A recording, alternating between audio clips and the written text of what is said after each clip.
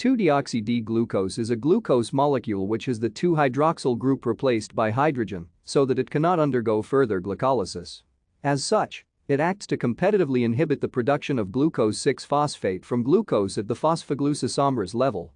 In most cells, glucose hexokinase phosphorylates 2-deoxyglucose, trapping the product 2-deoxyglucose 6-phosphate intracellularly. Thus, labeled forms of 2-deoxyglucose serve as a good marker for tissue glucose uptake and hexokinase activity.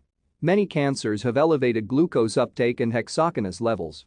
2-deoxyglucose labeled with tritium or carbon-14 has been a popular ligand for laboratory research in animal models, where distribution is assessed by tissue slicing followed by autoradiography, sometimes in tandem with either conventional or electron microscopy.